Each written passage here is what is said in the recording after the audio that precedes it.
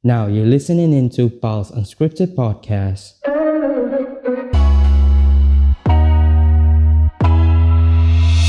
Okay guys, welcome back to the podcast, and today we have a digital media creator named Luqman.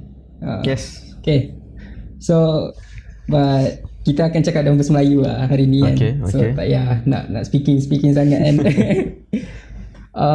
So first question aku nak tahu, how did you start macam develop kau punya interest dalam digital media and digital arts? How? Because I have an iPhone. That's why. Oh, seriously? Just sebab tu je? Yeah. Just because masa kita like 4-5 years ago during foundation, iPhone is still rare kan. Masa tu tak semua orang ada iPhone lagi, and I am one of the privilege lah to have one kan. So you dah ada iPhone, takkan you just make nothing out of it. So I try to be most productive lah. Yeah. And masa tu kenal Abedin tak? Abedin, kenal. He's one of my biggest influence masa tu. Dia punya sebab aku baru kenal dia baru je macam dekat Twitter kan. So dia punya start of creativity dia dah start lama dah sebenarnya. Ya, dah lama. Tak silap akulah masa tu 2016 foundation.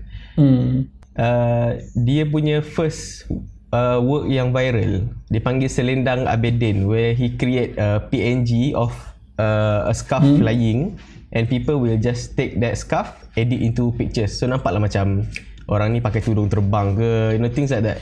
Dia viral macam tu lah. Okay. Tapi dia macam suruh orang lain edit kan kat social media feed dia. Kalau yang dekat Twitter tu sebab orang nak tahu kan gambar, apa gambar original yang diguna untuk jadi macam tu. So dekat Twitter dia banyak share original picture. So dia macam one of your, how can I say, mentor dengan kau, you are inspired by him lah. So that's how it start. Oh, I see. That's how it start. Pretty boring start. It's pretty inspirational apa. Lepas tu from that point on, what did you do? From there I just practice kan, just ambil gambar, just edit semua.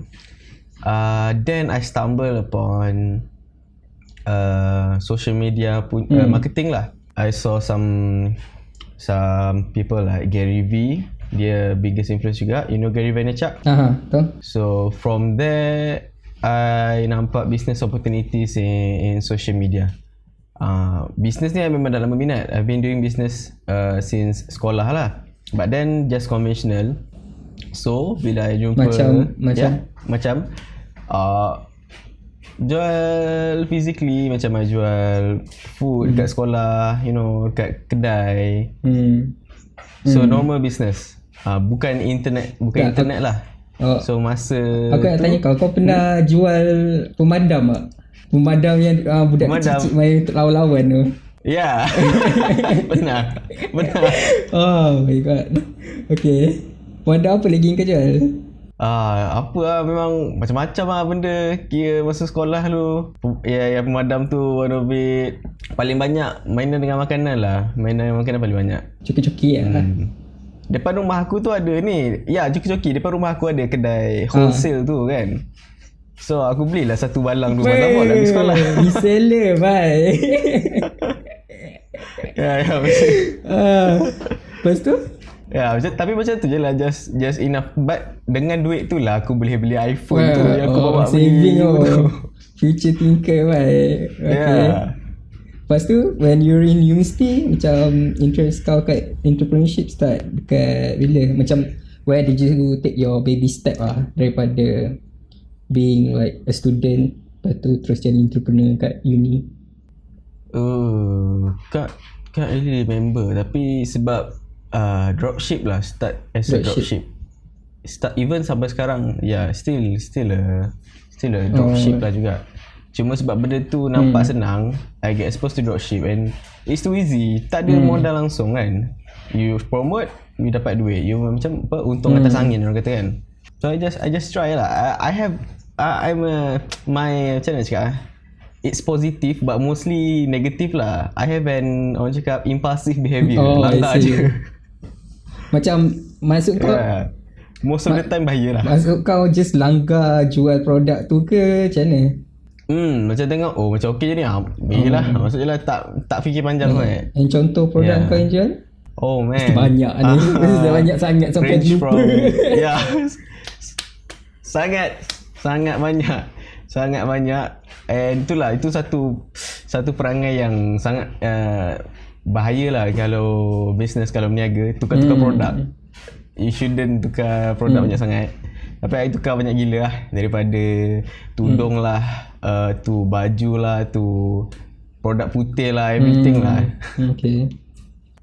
But you're quite resilient lah, apa yang dari apa aku tengok from after kau got interested by Aberdeen kan, lepas tu what step did you take after that, other than just main taking photos and all that? This is something quite wrong. I get quite, macam nak cakap, culture shock sebab back in hometown lah, tak exposed to social media sangat. Okay, I'm from bandar kecil je.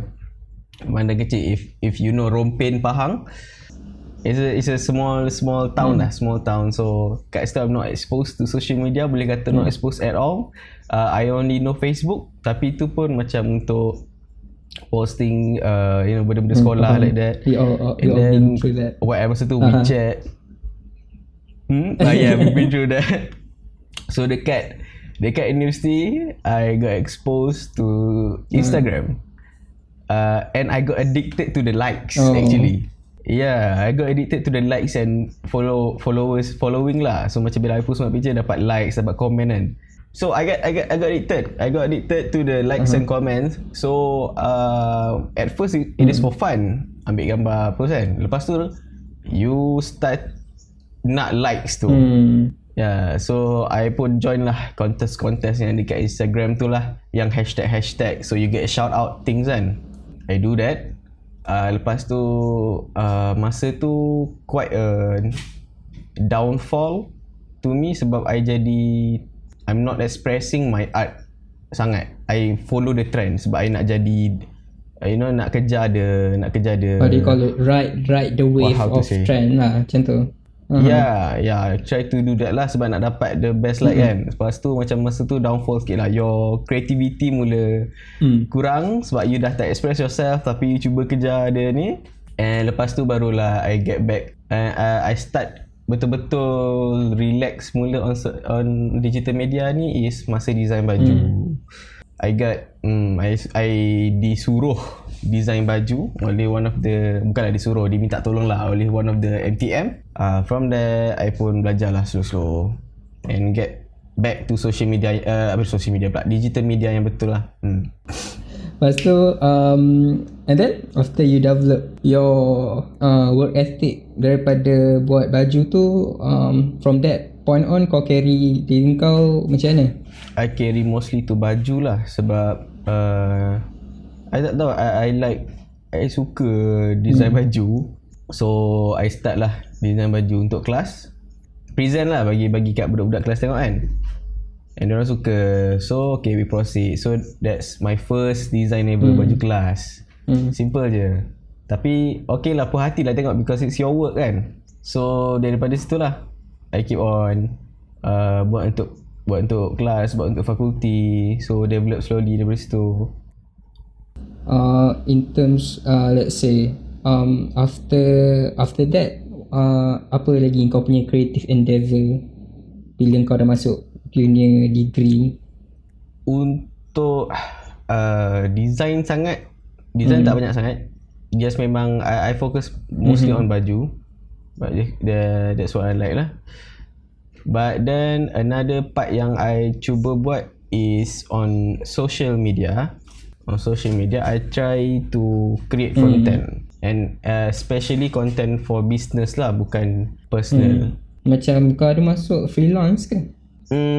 Yes.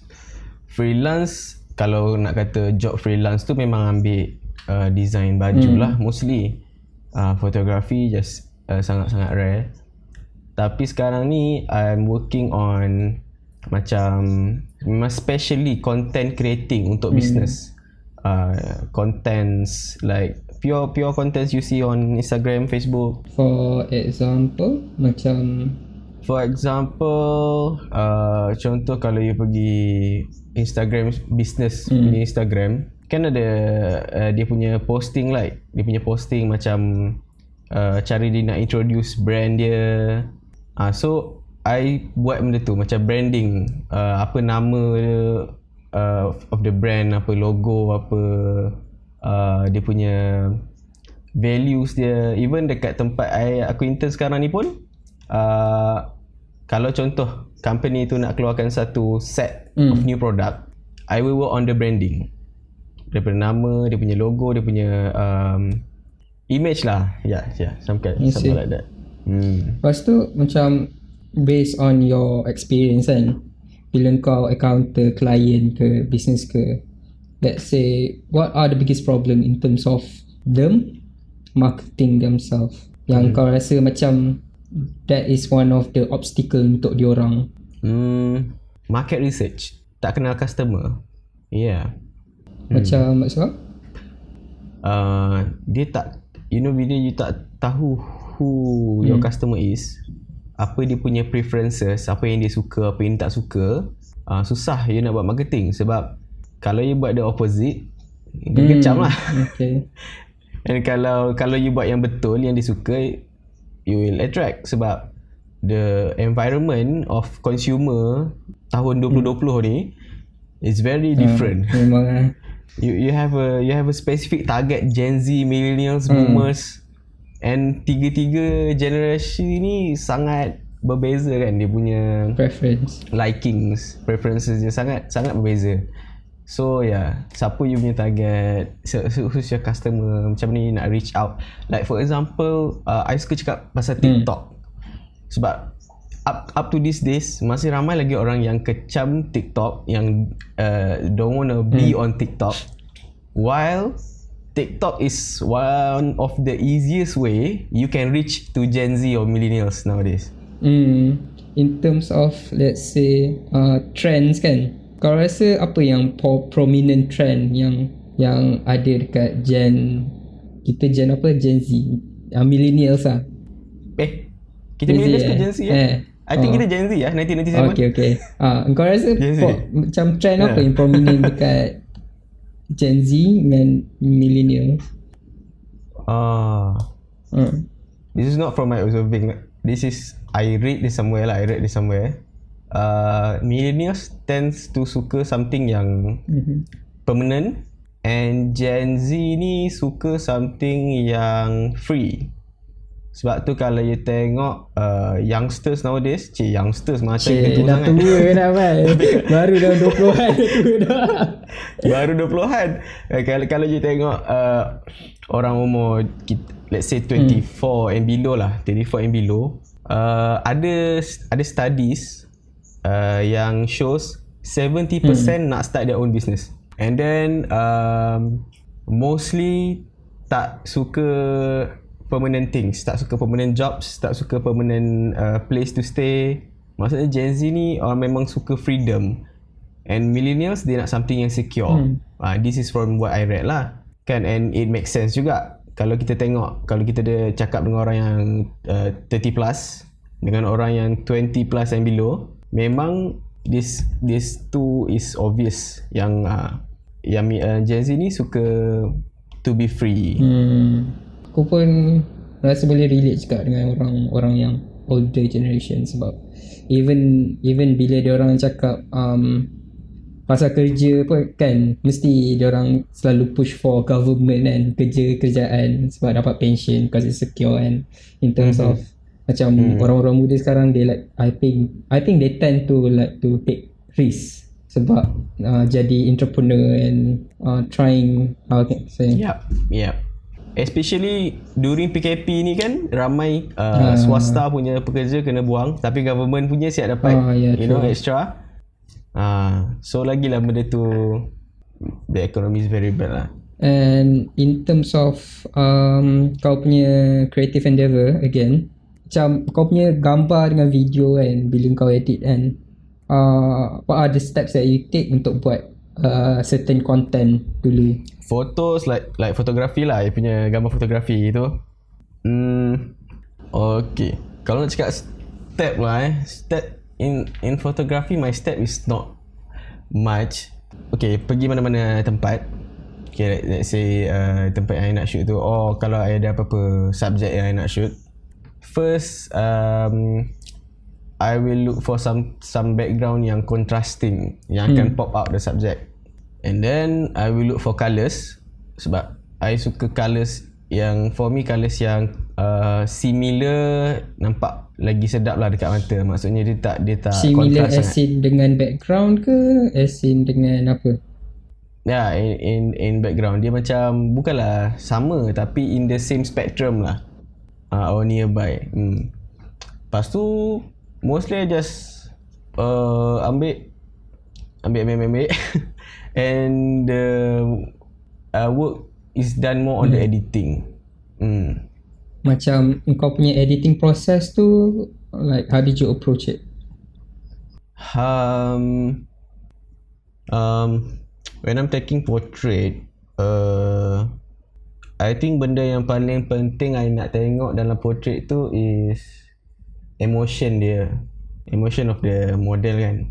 So I will base on apa yang dia pakai and apa setup hari tu. For example, kalau dekat taman, let's say we are at the garden, so biasanya dekat taman emosi dia happy, leisure, something like that kan. So I will try to get the model to smile lah. That's the easiest example. Kalau macam dekat somewhere yang more sophisticated, macam maybe dekat events ke, somewhere yang nampak professional, I will try to make muka dia nampak lagi stern macam tu. And mostly memang I akan fokus dekat muka, so nampak dia punya emotion dia. And then try to get movement. Yeah, I like to have movement dalam foto, so dia tak nampak still. No, so that's the creative process dekat dalam gambar. What about video? Videos video tak ada proses.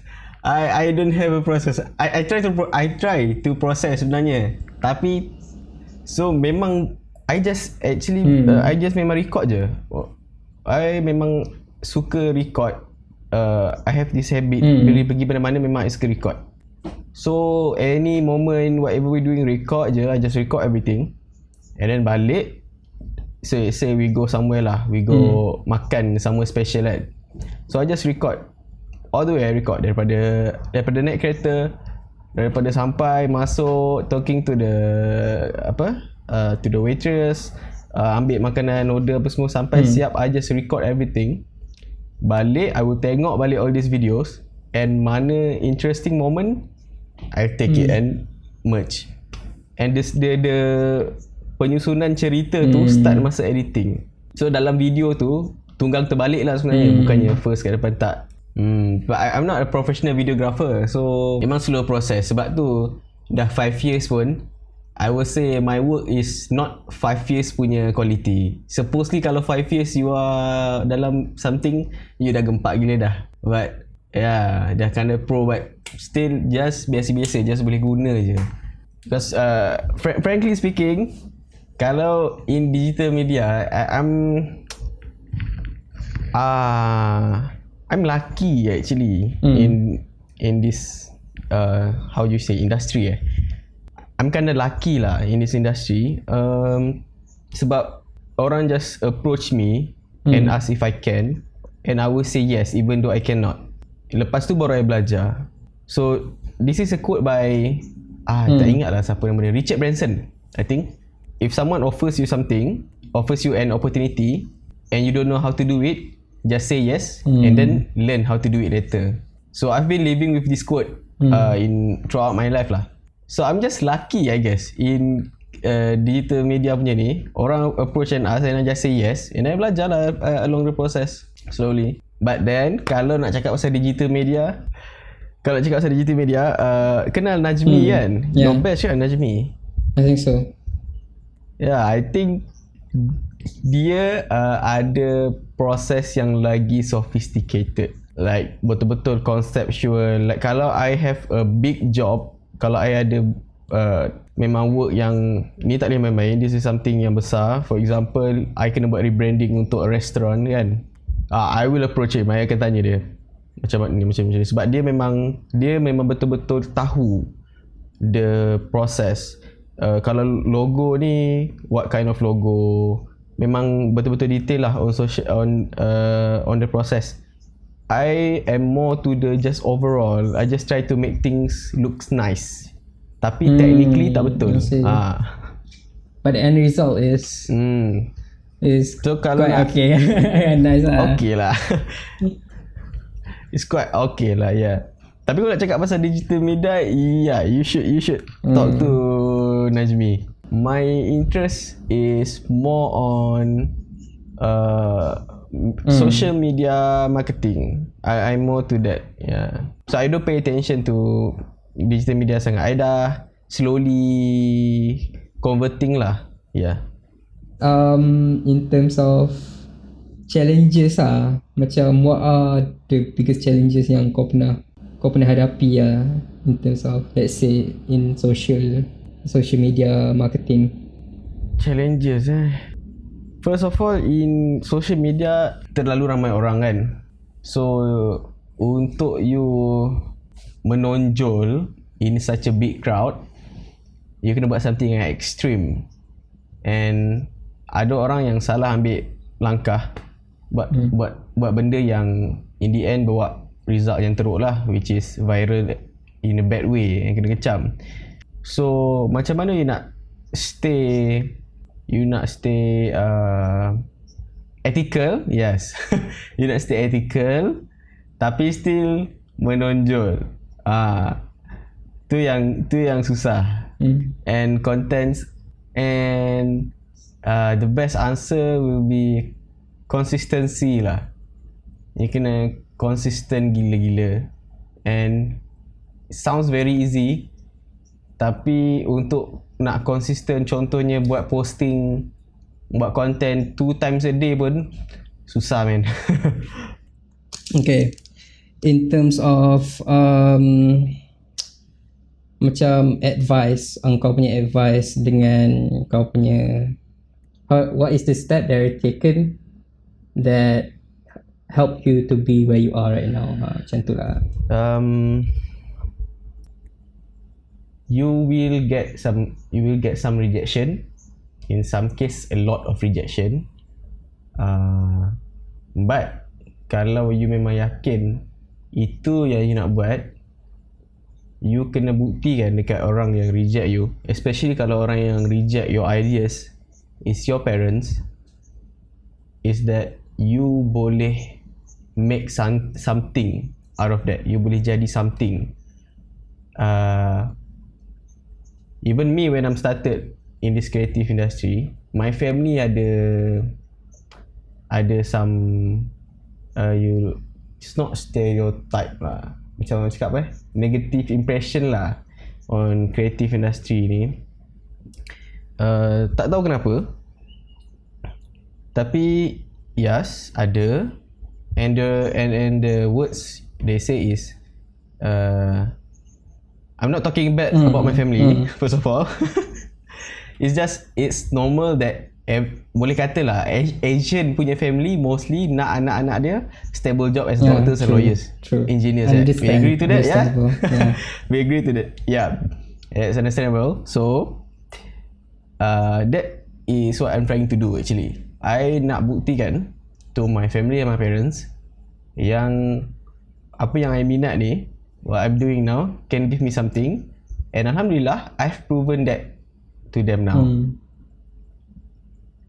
Yeah, from my interest in creative industry, I dah finally get a job in this section.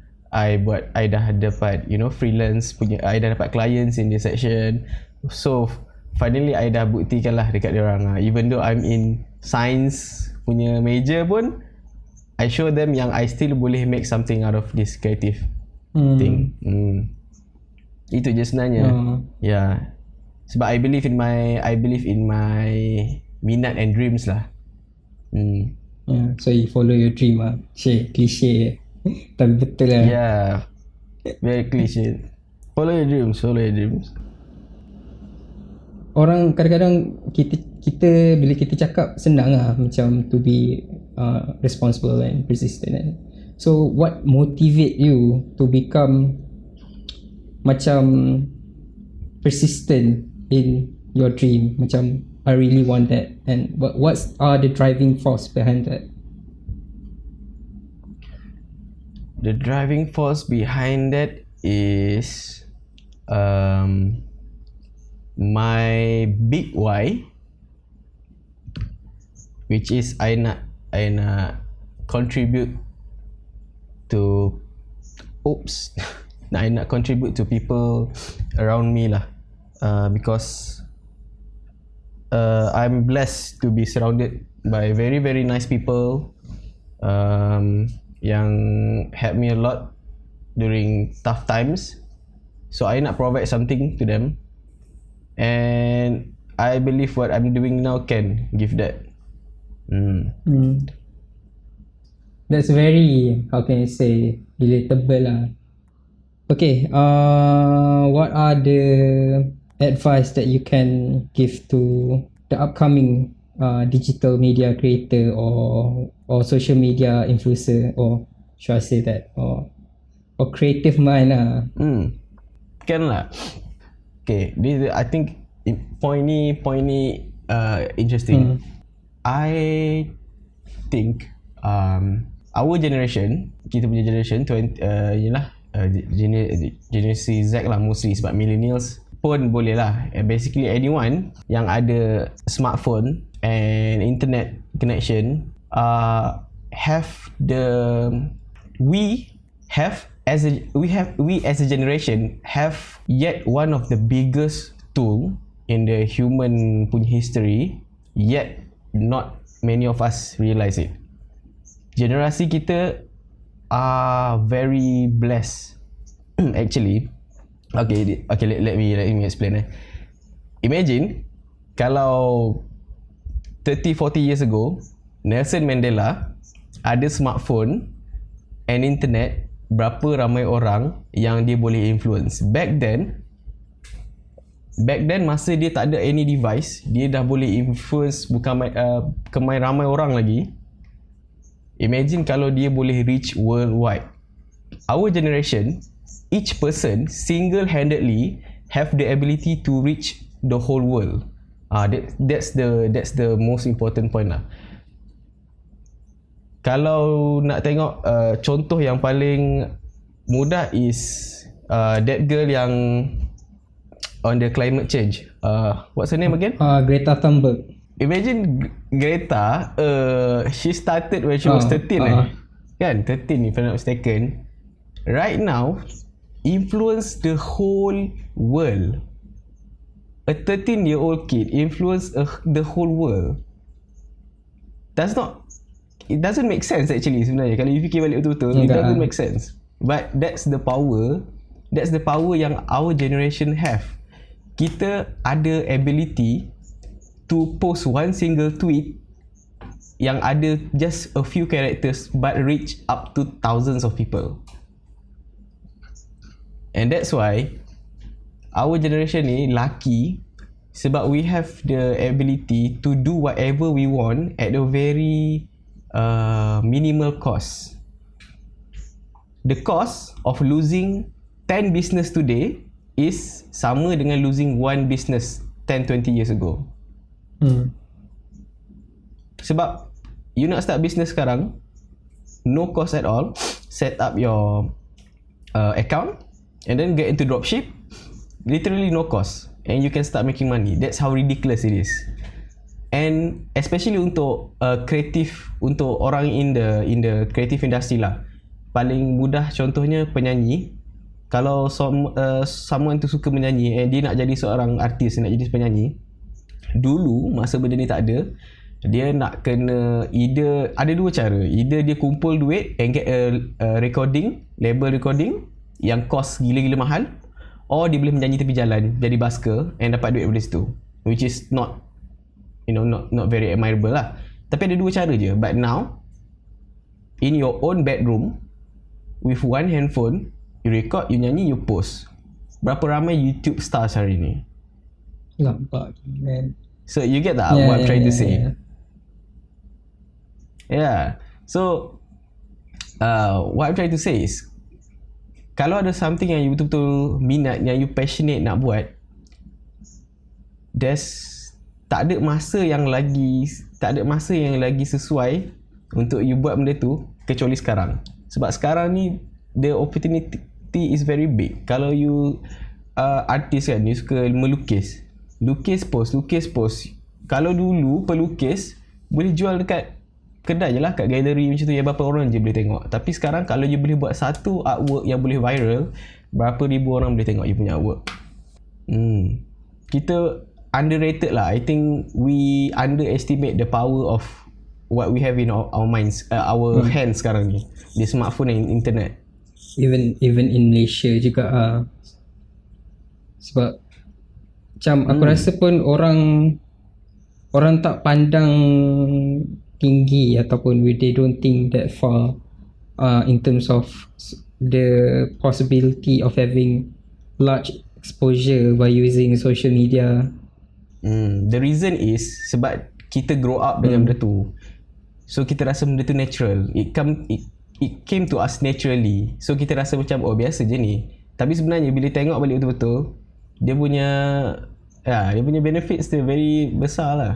Tapi in terms of macam what are the problem yang kau rasa, kenapa Malaysian punya market, like for let's say social media enterprise or something like that, right, are not as good or as powerful as our counterparts dekat US and Europe and all that? I think perception lah. Persepsi orang tak nampak benda tu sangat. Sebab I don't know how to describe. Tapi contoh lah, macam bila I suggest dekat certain people, certain business, I say you should get on TikTok, most will laugh. Dia akan rasa betul ridiculous. Sebab rasa macam budak-budak aje main TikTok ni. So kita boleh nampak persepsi orang pada social media masih tak berapa bagus lah. And kita boleh tengok juga yang rupanya banyak lagi bisnes kat Malaysia ni yang belum online, yang belum ada on social media. Padahal dia free. So I think sebab perception lah. Dia tak rasa benda tu penting, dia tak nampak the benefits. And that is due to kita punya environment lah. Kita punya environment yang kita bukan mundur. It's just maybe a bit tertutup. Arrogant, not arrogant lah. I think more on nak nampak professional lah. Because they're still and then because they're still stuck within that traditional media, macam guna TV, landed TV, radio and more. And kau rasa apa yang kau cakap tadi? And kalau katakan dekat TikTok tu memang budak-budak je, so what's wrong? Budak-budak memang tak boleh beli sekarang, but 10 years from now, diorang dah kenal you 10 years from now, wouldn't they do it by then? Long term strategy. You tahu tak apa McDonald punya long term strategy? Kenapa Happy McDonald Meal buat Happy Meal? Dia bukannya untung sangat pun from Happy Meal tu, tapi sebab budak-budak suka mainan tu, and dia sebabkan tu diorang akan bawa parents diorang pergi McD, and 20 years later bila dia dah besar, dia sendiri akan pergi McD sebab dia dah biasa dengan McD. Itu berapa lama McD punya strategi of marketing, punya lama dia fikir 20 years. Bukan like nak buat hari ni untung esok. Even Milo, kenapa Milo spend so much pergi sekolah kita dulu, bawa van dia tu bagi air Milo yang sedap, padahal air Milo dia dekat van tu je yang sedap. I Milo lain tak sedap. Rasa macam kena tipu. Right. Semua bagi aku semua Rasa Milo macam kena rasa tipu. lain. Dekat kedai lain, kat kafe lain. Dalam even kotak dengan tin pun lain. Tapi memang Milo van tu paling sedap lah. Tapi sebab daripada kita sekolah, kita duk minum Milo van tu yang sedap tu, sampai sekarang kita minum Milo lagi. Itu cerita 20 tahun dulu. Tapi dia punya marketing plan tu, dia macam investment on generational investment lah, yang fancy term yang aku boleh kasih kan. Yang for the McDonald, macam kau cakap tadi, macam dia invest buat Happy Meal kat budak-budak, and then bila budak terbesar dah ada anak, and dia bawa anak-anak dia pula. I just realised that. Siapa I tak ingat ni quote siapa. I think Warren Buffett I tak ingat lah siapa. Tapi dia cakap most people overestimate what they can do in 1 year and underestimate what they can do in 10 years.